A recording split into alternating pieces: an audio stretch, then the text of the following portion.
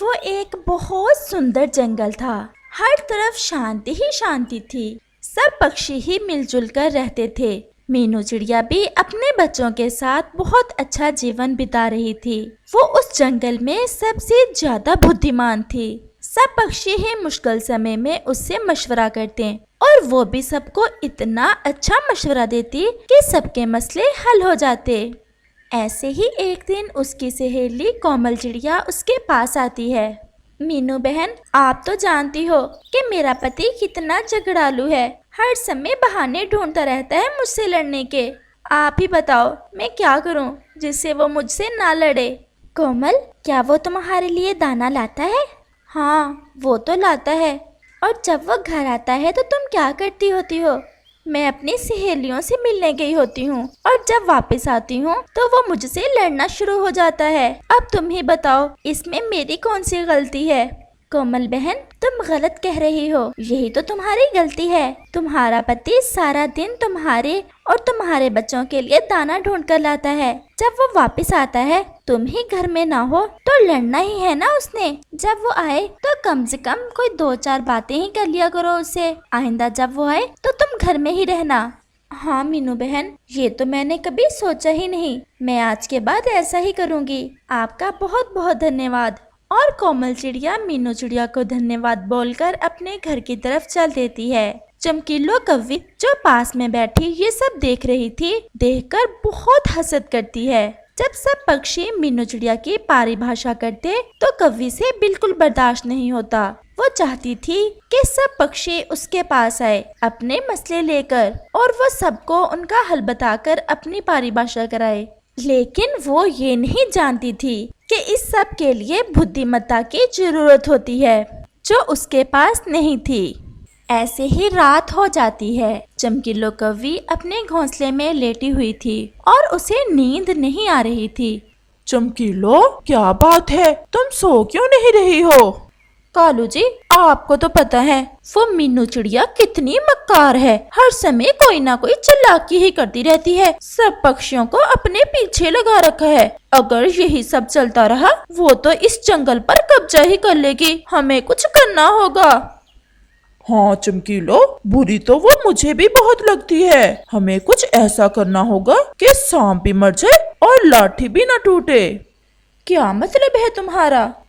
मतलब बहुत आसान है कि हम मीनू चिड़िया को दूसरे पक्षियों के सामने इतना बुरा बनाते हैं कि सारे पक्षी खुद ही मीनू को जंगल से निकाल दें। हाँ कालू जी, कहा तो तुमने ठीक है, लेकिन हमें क्या करना होगा? पहले तो हम मीनू को सबके सामने चोर बनाते हैं। लेकिन कैसे कालू जी? चमकीलो, 2-4 दिन बाकी पक्षियों के घोंसले से दाना चुराओ। जब सब पक्षी दाना चोरी होने की आपस में बातें करने लगे तो हम मीनू को चोर बनाकर सबके सामने पेश करेंगे। लेकिन कैसे कालू जी? पहले तुम ये तो करो, आगे का प्लान बाद में बताऊंगा। और फिर वो दोनों पति पत्नी अपना शैतानी प्लान बनाकर सो जाते हैं।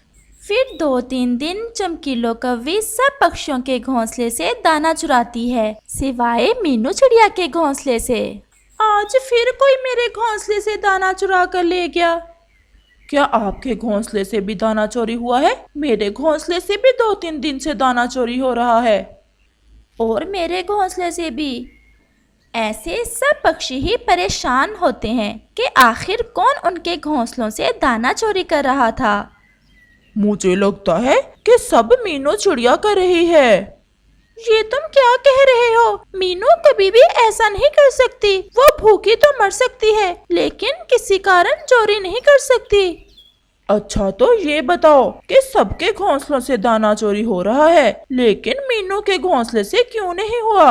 अगर हुआ होता तो वो आपको बताती ना। कौवे, तुम अपनी बकवास बंद करो और जाओ यहाँ से। और कौवा वापस अपने घोंसले में आ जाता है। चमकीलो, आधा काम तो हो गया, अब आगे का आधा काम शुरू करते हैं। कालू जी, अब आगे क्या करना है?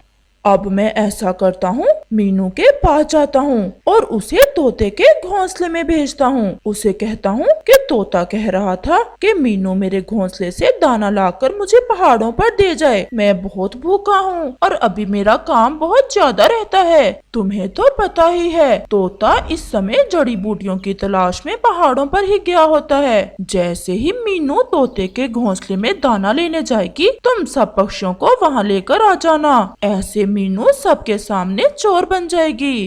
वाह कालू जी वाह, ये की ना मेरे सुंदर पति वाली बात। ऐसा कहकर वो दोनों जोर जोर से हंसते हैं। अगले दिन कालू कौवा मीनू चिड़िया के घर जाता है। मीनू बहन, मैं पहाड़ पर गया था, वहाँ तोता बेचारा जड़ी बूटियाँ ढूंढ रहा था। तुम्हें तो पता है मौसम के बदलने की वजह से सब पक्षी कितना बीमार हैं। तोता कह रहा था कि वो आज शाम तक काम करेगा। वो कह रहा था कि मीनू से कहना कि मेरे घोंसले में दाना पड़ा है, वो लेकर मेरे पास आ जाए। मुझे बहुत जोरों की भूख लग रही है। जी कव्वे भैया, मैं अभी जाती हूँ। तोता भी हम सब के लिए ही काम करता है। और फिर मीनू चिड़िया तोते के घर की तरफ चली जाती है। मीनू चिड़िया जैसे ही तोते के घर जाती है, चमकीलो कव्वी सब पक्षी लेकर वहाँ आ जाती है। मीनू, ये तुम क्या कर रही हो? मैं तोते भैया के लिए दाना लेकर जा रही हूँ। उधर से तोता भी आ जाता है। तोते, क्या तुमने मीनू से दाना लाने को कहा था? नहीं, मैं इसे क्यों कहूँगा। मीनू, ये सारी चोरियाँ तुम कर रही थी। नहीं, ये तुम क्या कह रहे हो कबूतर भैया, मैं चोर नहीं हूँ। बस करो मीनू, अगर आज हम अपनी आँखों से ना देखते तो कभी विश्वास नहीं करते। हमारे जंगल में किसी भी चोर की कोई जगह नहीं है। तुम्हें ये जंगल छोड़ना होगा। हाँ मीनू चिड़िया, तुम्हें ये जंगल छोड़ना होगा। तुम अपने आप जाती हो कि हम तुम्हें धक्के देकर निकालें। मीनू चिड़िया की समझ में कव्वे और कव्वी की सारी साजिश आ जाती है, लेकिन वो अब किसी को सफाई नहीं दे सकती थी और ना ही देना चाहती थी। वो चुपचाप वहाँ से चली जाती है।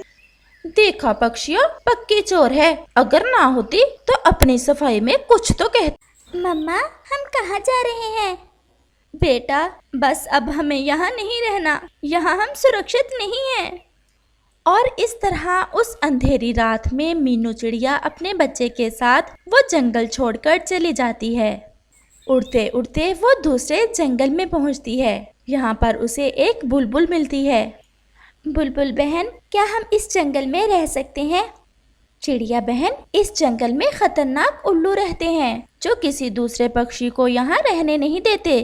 तुम ऐसा करो, यहाँ से आगे एक छोटा सा जंगल है, तुम वहाँ चली जाओ, वहाँ तुम आराम से रह लोगी।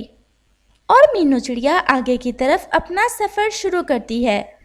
मम्मा, यहाँ पर तो बहुत सूखा है, हम यहाँ कैसे रहेंगे? बेटा, हमें खुद पर विश्वास करना होगा। हम यहाँ पर मेहनत करेंगे और अपने लिए खुद दाना उगाएंगे। मीनू चिड़िया बहुत ज्यादा मेहनत करती है। उस छोटे से जंगल को हरा भरा बना देती है। अब उस जंगल में हर तरफ रौनक ही रौनक थी और भी कुछ पक्षी मीनू चिड़िया के साथ आकर रहने लग जाते हैं और मीनू चिड़िया उस जंगल की महारानी बन जाती है। दूसरी तरफ उस जंगल में सूखा शुरू हो जाता है। सभी पक्षी बहुत परेशान थे। वो साथ वाले जंगल में भी नहीं जा सकते थे क्योंकि वहाँ खतरनाक उल्लू रहते थे। पहले तो वो मीनू चिड़िया के साथ मशवरा करके किसी न किसी तरफ चले जाते थे, लेकिन अब उन्हें समझ नहीं आ रहा था कि वो कहाँ जाए। ऐसे तो हम सब मर जाएंगे, हमें दूसरे जंगल में जाना चाहिए। हम सब मिलकर उन उल्लुओं का मुकाबला कर लेंगे। ऐसे सब पक्षी दूसरे जंगल की तरफ सफर शुरू करते हैं। रास्ते में उन्हें वही बुलबुल मिलती है। वो उससे पूछते हैं, बुलबुल बहन, क्या आप हमें बता सकती हैं कि हमें ज्यादा दाना कहाँ से मिलेगा? हमारे जंगल में सूखा है, हम सभी बहुत भूखे हैं। ये जंगल तो बहुत खतरनाक है। यहाँ पर उल्लुओं का बसेरा है, वो किसी को यहाँ रहने नहीं देते। हाँ, इससे आगे एक छोटा सा जंगल है, था तो वो भी बहुत वीरान, लेकिन एक चिड़िया ने उसका नक्शा ही बदल दिया है। अब तो वो जंगल एक सुंदर जंगल में बदल चुका है। वो चिड़िया बहुत दयालु है, वो तुम्हारी जरूर मदद करेगी। सब पक्षी उस जंगल की तरफ जाते हैं। वहाँ जाकर उन्हें तो अपनी आंखों पर विश्वास नहीं आता, क्योंकि वहाँ पर तो मीनू चिड़िया महारानी बनी बैठी थी, जिसे उन्होंने चोर कहा था। कौवा और कौवी बहुत शर्मिंदा थे। कौवे भैया अभी भी सबको सच नहीं बताएंगे। और फिर कौवा सबको सच्चाई बता देता है। मीनू प्लीज हमें माफ कर दो, तुम्हें जंगल से निकालकर हम कभी भी खुश नहीं रहे। तुम्हारे साथ गलत करके हमेशा हमारे साथ भी बुरा ही हुआ है, प्लीज हमें माफ कर दो। मीनू तो थी ही सबसे अच्छी, वो सबको माफ कर देती है और सबको उसी जंगल में रहने देती है। यहाँ पर किसी भी चीज की कोई कमी ना थी।